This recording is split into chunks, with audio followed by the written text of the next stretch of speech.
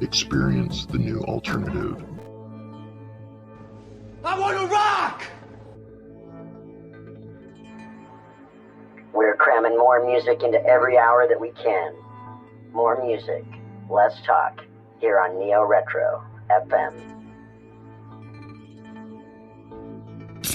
These beats are hot. Hot. In the mix with the baddest DJ. Sponge, otherwise known as Chocolate Thunder, coming to you from Parkland. You're listening to Hook, Line, and Thinker. Cheers.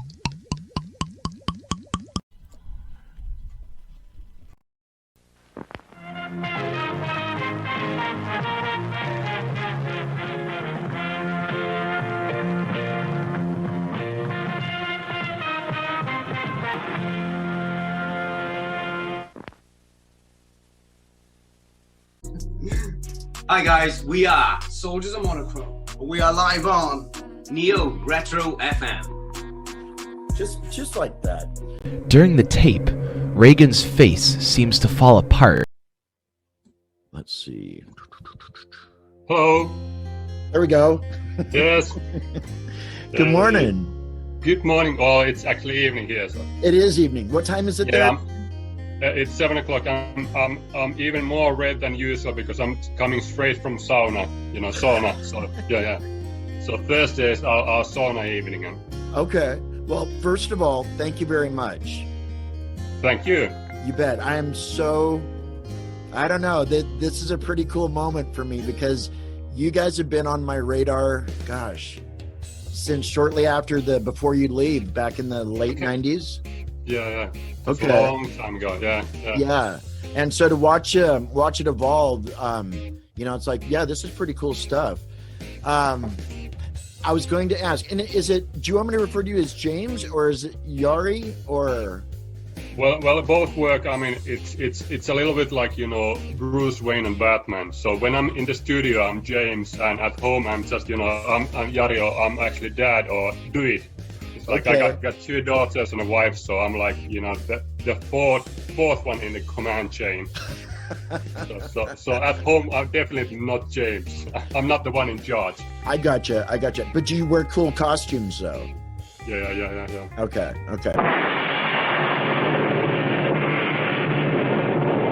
Oh my gosh. Thank you. So what I was going to say, what's new? This is the first album that's you guys have done since Queen of the Wave.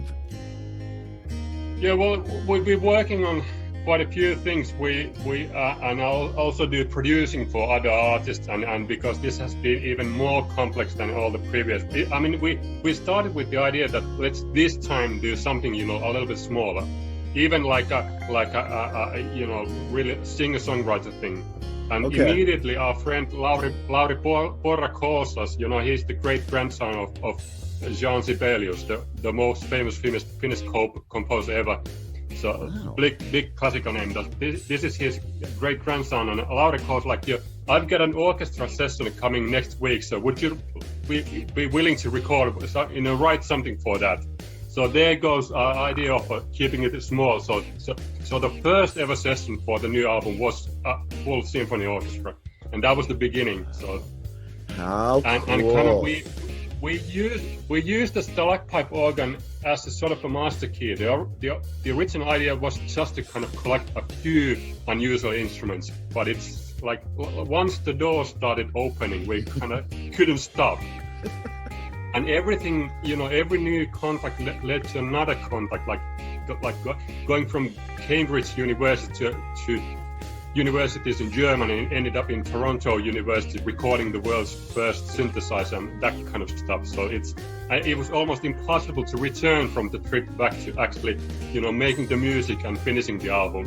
So Wow. The plan was like, let's this time work faster than before, and we ended up spending more time than ever. So Okay. But one of the things that I think is so remarkable about your guys' music is that it's brought to the forefront this whole new fascination and appreciation, I think, on the market for experimental pop or experimental rock because of the fact that, like the organ that you were talking about. yeah. Some of the instruments, no wonder you called call your music such a journey and such a trip. Look where it's taken you. Yeah. Oh my gosh. But some of the instruments that you guys have utilized is just amazing.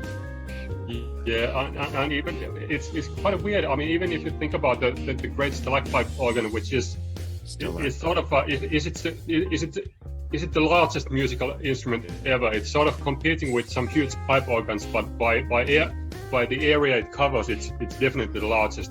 And it's been built in, I think it was like early 50s, like 1953, and it's every year people have been visiting. Like 500,000 people have seen it. But nobody kind of saw it as a musical instrument that you can write for before, me and Paul wrote the tune. So it took like decades. And that's realizing that, we are still sort of kind of limited in seeing and realizing that what are all the things we can use for music? What are the ways of creating music? Even obvious stuff like, the largest musical ever created. I mean,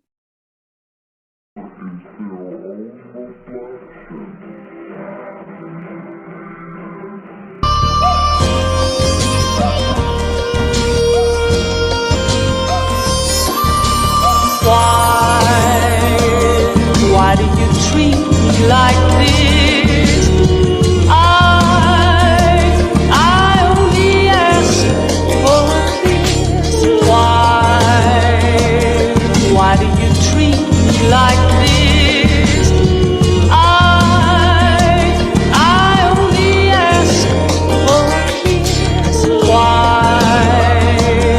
Why do you treat ever created?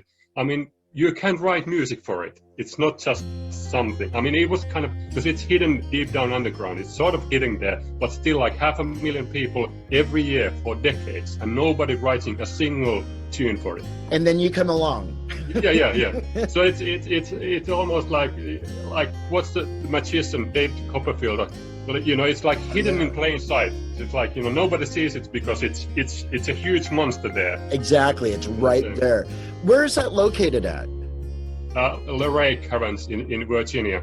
Oh, okay. Yeah. Because I know that I had heard of it before, but that's why it was so cool when I finally saw the first when I saw the first release that you guys had that out on. Wasn't that one? Yeah, it's called In the Cave. That's the one. Because it's located in the cave. Yeah. Off of Queen of the Wind.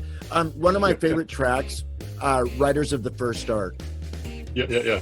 Oh my Lord!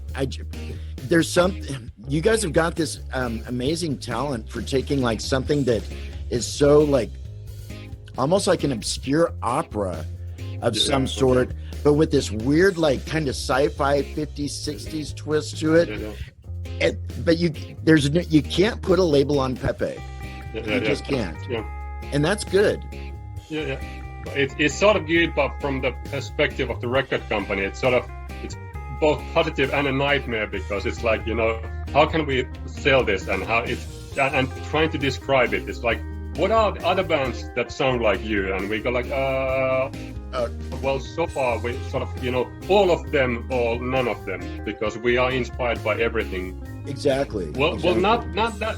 Maybe not, Norwegian black metal. Maybe not yet. It could be the next album.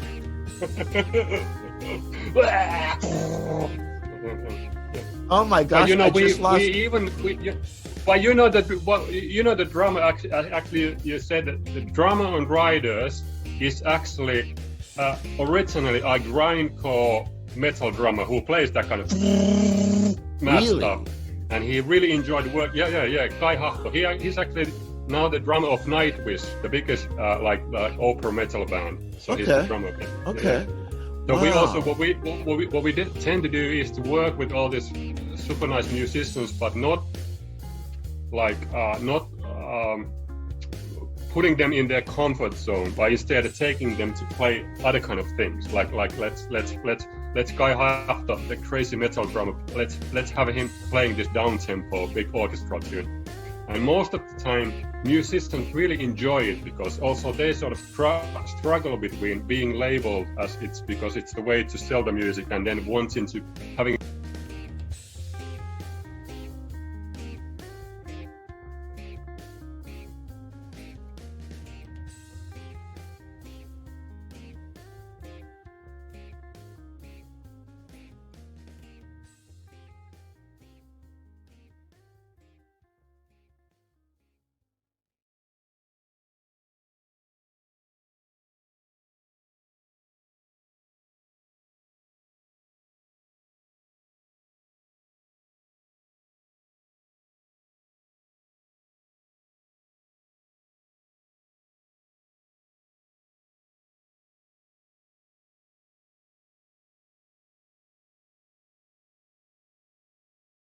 and then wanting to having the the creative freedom to do stuff they want to do and experiment.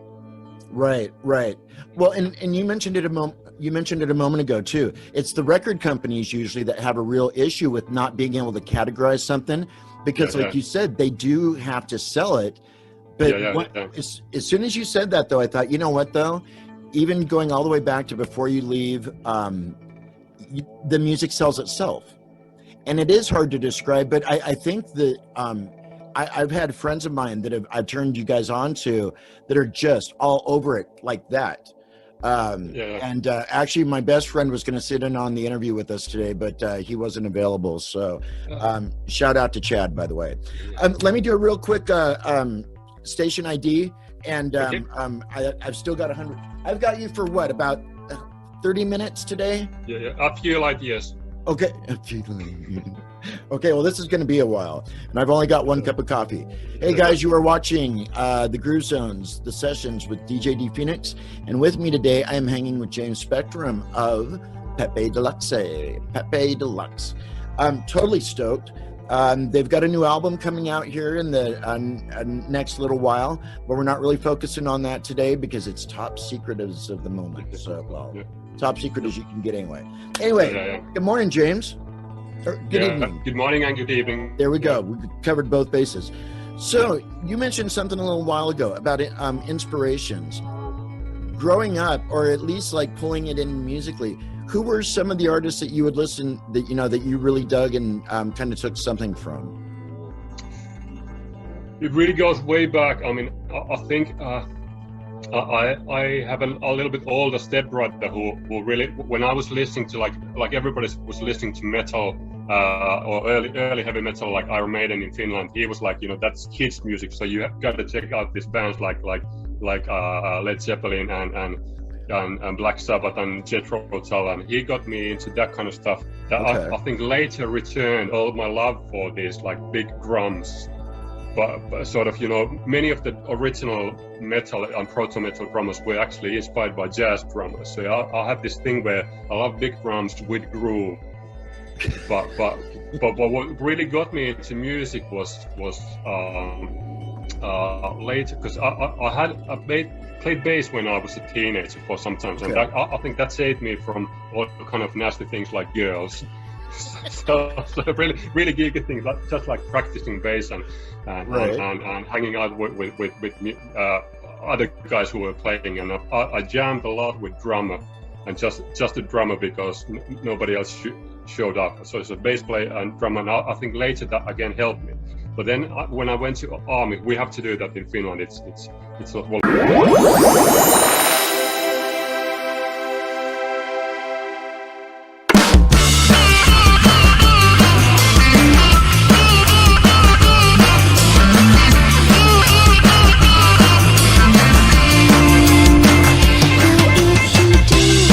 If you have an eye for the unusual and an appetite for new experiences, then you're probably ready for the latest advance in sounds.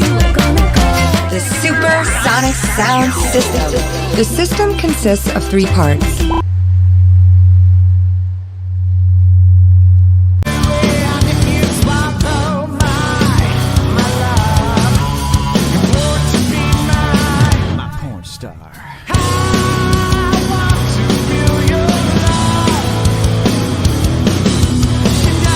We have to do that in Finland. It's not voluntary. So after army, I kind of quit playing bass, but then techno arrived in Finland, and that was my punk rock. Realizing that you can have this, instead of instruments, you have this sound going woo woo woo. Oh yeah. And nobody else. I mean, we like a little clan of people who went into this dark little clubs I went straight into like dancing next to the big speakers. The producer in me would go back and slap myself, like, don't dance next to the speaker, think about your ears. But it was all about, the powerful energy and that kind of, that music hit us really hard. It was just like simple sounds and really punchy things. And pretty quickly, what happened was that I got this idea that, this music is so simple, I have to be able to make this kind of music myself. Right. Which was kind of, it's like, I think was like Adamski, one of the original techno artists. He saw Guru Joe's live and was like, that's so easy, I can do it. And then Liam from Prodigy saw Adamski and was like, I can do it, but I can do it better.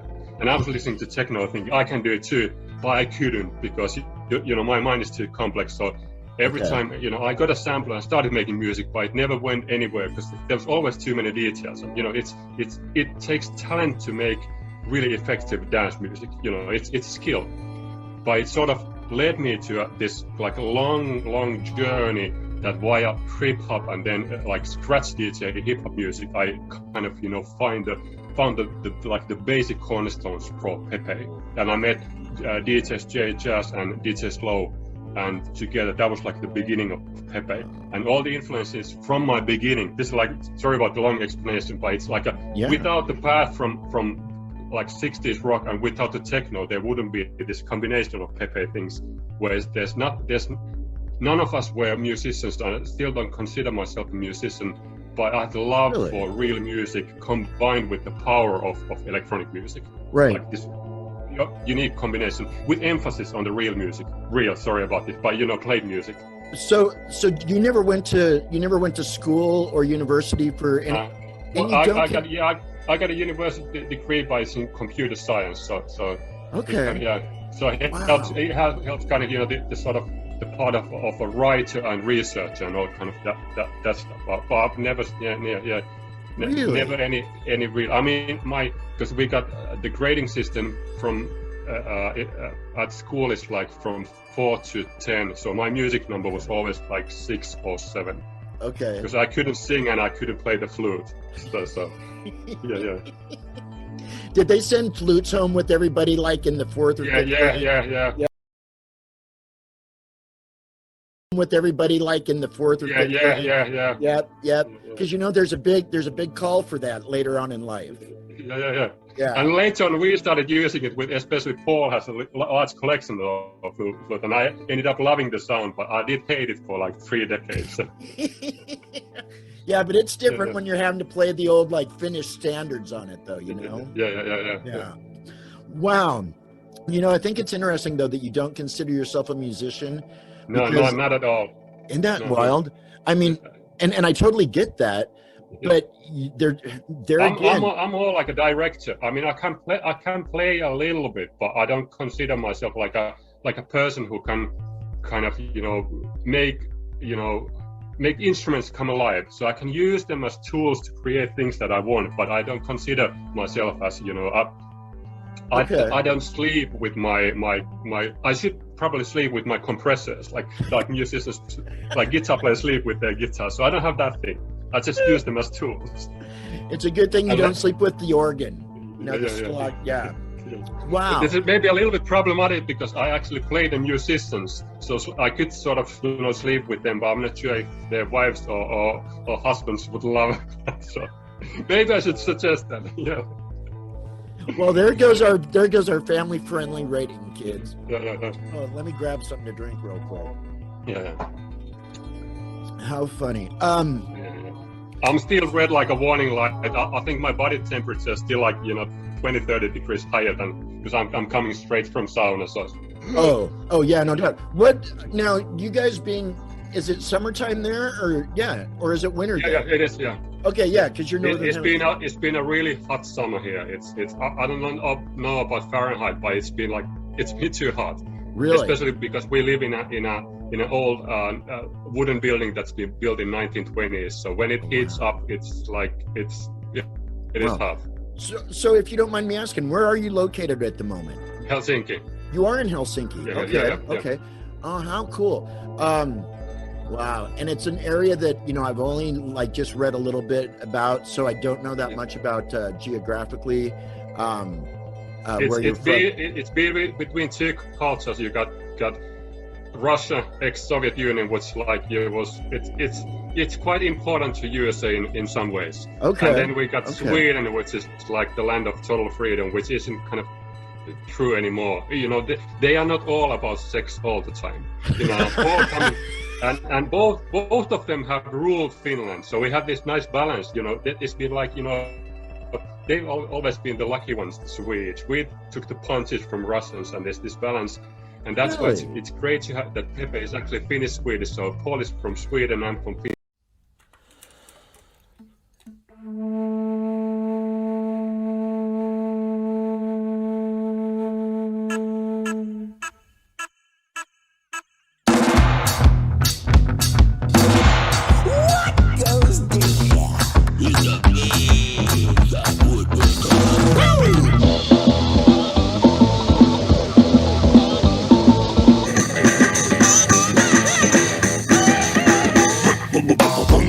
Finnish-Swedish, so Paul is from Sweden, I'm from Finland, so we get this balance of I come from a country where we have the biggest amount of metal bands per capita, and Paul comes from the land of ABBA, so that's like, you know, I like the tension.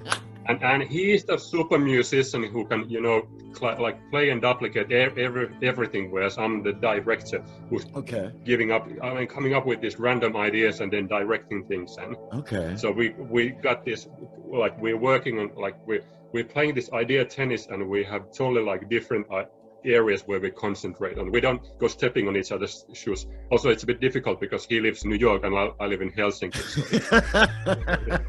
Okay. So now over the years, has it just primarily been like two of you in the band? Yeah, or at least that originally it was three of us on Super Sound, and then Slow left after we got popular. You know, the band broke up after they got popular. Like briefly. I mean, that was like the 50 minutes of fame. And then after the second album, which was like the big transition, Beatitude was the big transition from working with samplers into the world of starting to record things, like moving from samples into things that sound like they've been sampled. And J.A. went on, he never left the group, but he went on, he's like on a permanent vacation. And then at the same time, kind of, you know, I think it was during Supersound when we did 3 ads for Lee Jeans for this company where Paul was originally working.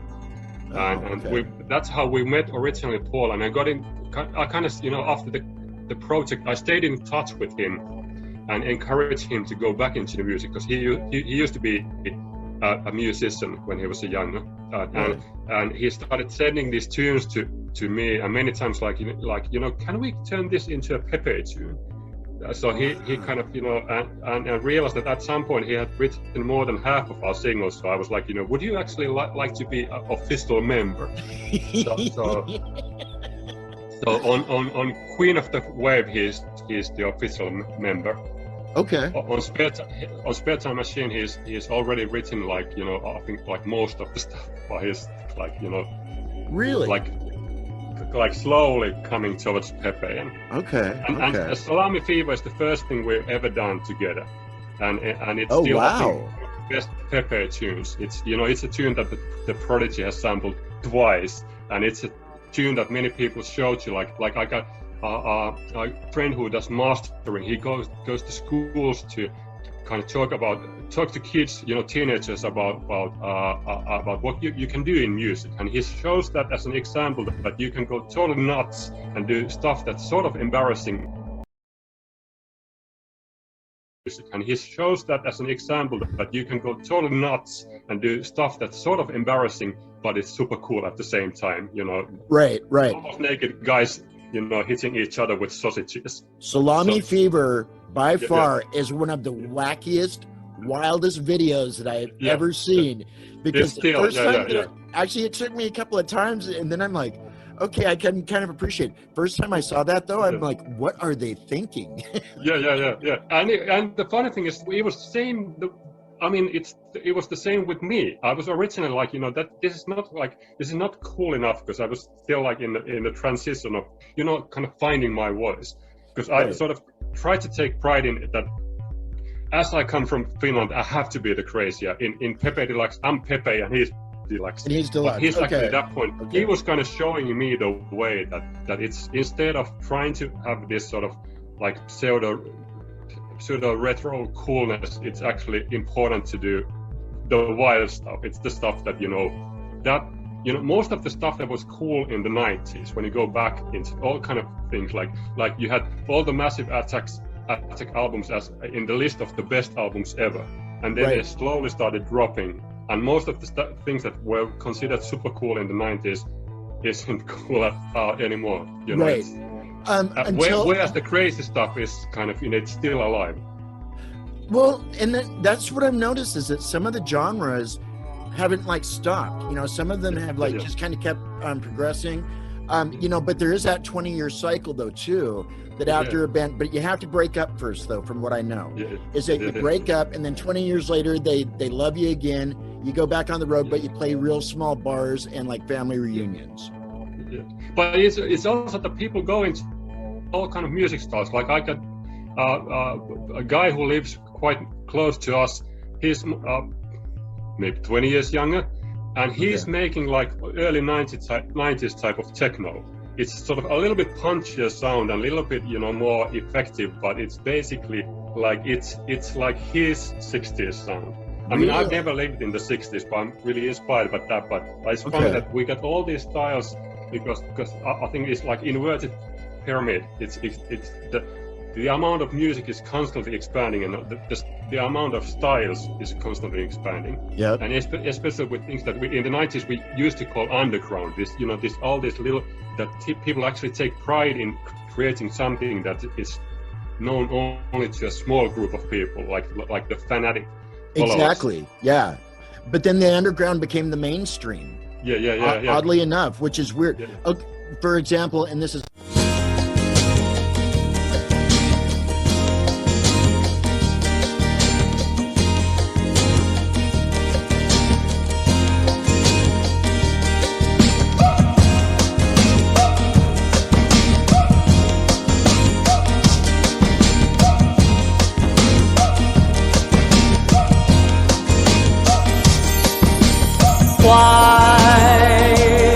Why do you treat me like this? It's going to be a great day with your friends here at Neo Retro FM, Olympia, Washington. Yeah, boy! You are listening to Neo Retro FM, out of Olympia, Washington. It's the birthplace of Left Coast Cool. Thank you for listening, and thank you for sharing our station with everyone you meet. Yeah, boy! Experience the new alternative. It's such a nice state to be in, as you can just let this fire play again. Okay, for example, and this is it might be a bad example, but U2, small punk group from Ireland that went on to be, beyond what they should do. Yeah. So it's and isn't it funny, something you mentioned a minute ago, that not necessarily the kids being born today, but say somebody that was born 15, 20 years ago, their field of music is so much broader than what we grew up with. I mean, me, especially my generation, we only had so much to choose from. So by the time that the avant-garde and new wave and punk rock came along, it's okay, finally something that we could kind of claim our own and really love. Whereas these guys, man, punk rock, disco, whatever. Yeah. And I think that's super positive. But I think one of the biggest dangers of having everything is the sort of thing that when you can access everything immediately, you kind of lose the sort of, the broken telephone thing where you kind of misunderstand things and then kind of spend a lot of time developing your own style and go into totally new directions. So when you got all these YouTube instructions and you hear all the music in the world, so it's kind of you don't make the wrong choices that easily. I had synthesizers for years before I realized that what's the resonance filter, the thing that goes choo. So I just I kind of use them in the wrong way, but it kind of helped me to find my kind of voice with that.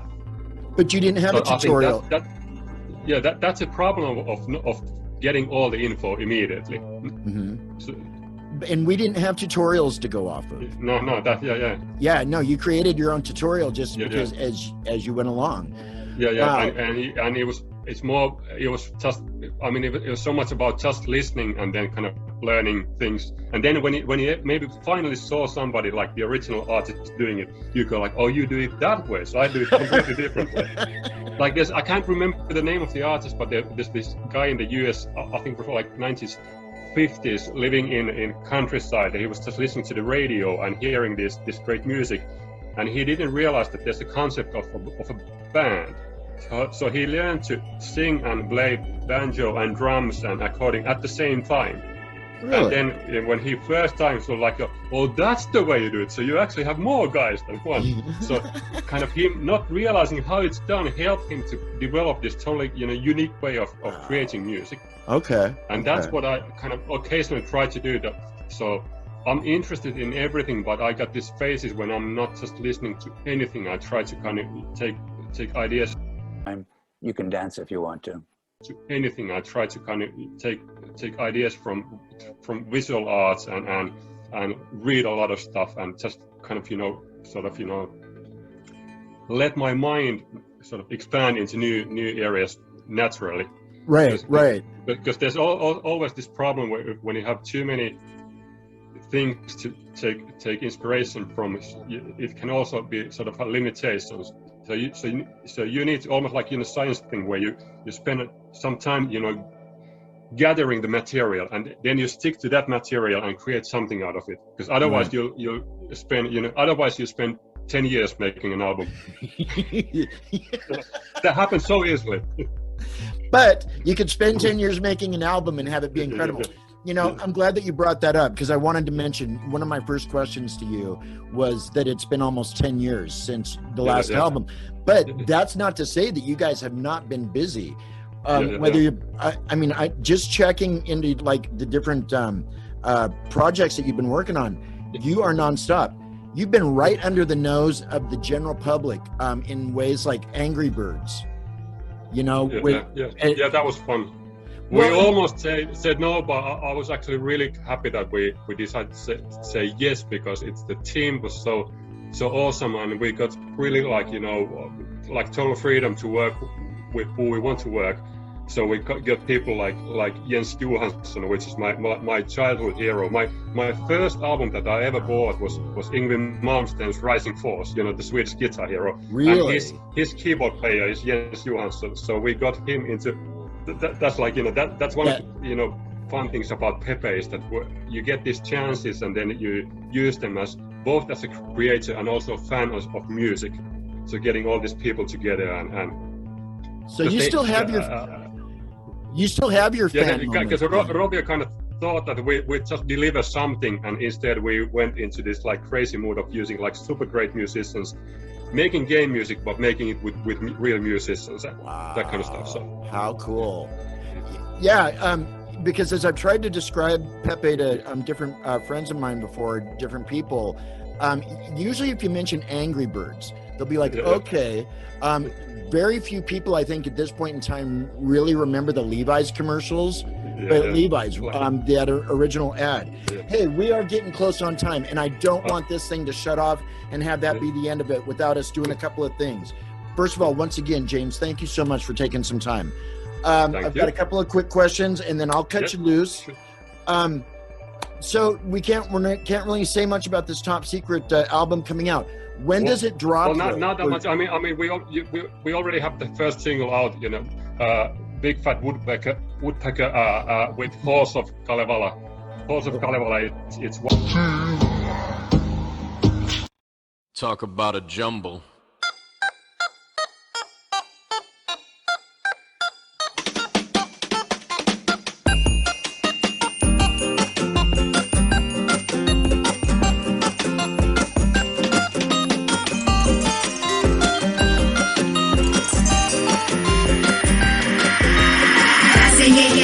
You're not a number 9, little cloud of mine.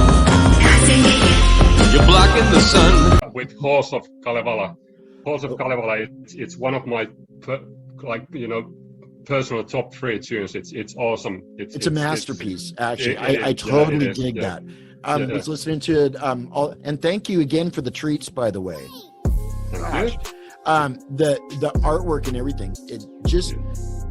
Oh my gosh! This is all I can say. It's pretty insane, Wow. But yeah, Big Fat Woodpecker I love. But the Halls of, how is that pronounced?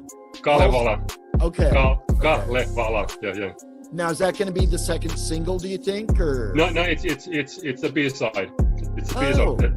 That's a whole package, because the Big Fat Woodpecker is all about the surface and there's some catchy, silly nonsense, whereas the B-side is completely opposite. So it's this huge thing with all these little details going into it. How cool. And featuring the voice of Cyrus Faria, who's the voice on the first ever synth rock album, Zodiac Cosmic Sound. You know, this is him 54 years later. And that's one of my favorite albums too. And it was actually, it was recorded by Chip Douglas, who's actually the producer of the Monkees. So I heard it, that, only afterwards, like, wow, that's true, yeah. So that's also the fun thing about Pepe, that things like this happen to us constantly. And you've got to look at that as being a good sign too. It is. Yeah, definitely. Okay, so we're going to do two last things, and then I do want to let you know, though, once my guests walk through this door here, my door is always open to you. You want to come back in somewhere down the road and have another visit anytime, I'm totally down with that. Excellent. So, first of all, let me ask, so how are you guys doing in this pandemic, COVID kind of world that we've got going on? I mean, pretty well. It's sort of normal for us, because most of the time creating music is this long times of planning things and writing stuff and working in the studio, and you get this what we call studio time. That was my wife. Hi. So, She has so no you get head. this, studio time. So it's actually more normal for us to spend time away from people. So okay. Yeah. And I know a lot of artists made it work for them, that's for sure. Yeah. A lot of writing has been happening, which is a really good thing. There's going to be a lot of albums released. Yeah. Okay. And remind me again, when does the album come out? It's end of October. So it's actually not all that far down the road then. It's getting close. Yeah. There's going to be probably one single before that, and lots of little things, because we have to kind of give people ideas about all the. So I took what I could get. Yes, I took what I could get, and then she looked at me with those big brown eyes, and then she said, "You ain't seen nothing yet, baby. You just ain't seen nothing yet." You are listening to Neo Retro FM, out of Olympia, Washington. It's the birthplace of Left Coast Cool. Thank you for listening, and thank you for sharing our station with everyone you meet. We're cramming more music into every hour that we can. More music, less talk, here on Neo Retro FM. Today's your day. Go make the most of it.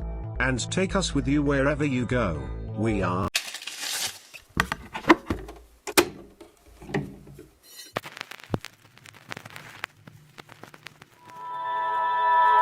She has just retired from a long engagement in France and a short marriage in Spain. Ladies and gentlemen, I present to you the surrealist woman. Slow sinks the sun, and I'm looking for the one. Have to kind of give people ideas about all the crazy instruments and the people we'll be working with us. How cool. I mean, one guy was asking that is it all going to be in the artwork, and I said the artwork is like this, there's no room for that. It's like every single there's like dozens and dozens of these incredible instruments, and every single one is like a long story, so it could be a huge book. So the only way to sort of kind of release the stuff is by dividing it into small chunks, and so it's going to be YouTube videos and posts and some artwork thing, and we don't know even yet what's going to be happening. Very cool. Lots of material. Well, I've been reposting your stuff, so I'm getting Pepe out there as much as I can too. And you guys are also being heard on the station on a regular basis, which is kind of cool. Okay, excellent. Wow. Yeah. Okay, so one of the last things I want to ask, well, I want to ask you a couple, but we are, like I said, running out of time. Cuts opening up on his face and eyes becoming bruised. Awesome. Cool. Well, James Spectrum, thank you again so much. Thank Guys, you. this is DJ D Phoenix. You've been watching the Groove Zones, the sessions, and I've been hanging for a while with James Spectrum and Pepe Deluxe today. Do check them out. Actually, pepedeluxe.com. Yeah, it kind of works, and we probably use Facebook a little bit more and YouTube. Okay, and everybody's familiar with Facebook, so yeah, check them out on Facebook. Kind of, yeah. It's like it's for us old people. Whatever. All right, and do check out Big Fat Woodpecker. Cool stuff. Yep. There's awesome stuff still to come by these guys, so do. All right. Anyway, thank you very much for watching. Don't go anywhere. We'll be right back after this important message. All right, over and out. Okay. All right, my friend. Hi guys, we are Soldiers of Monochrome. We are live on Neo Retro FM. Just like that.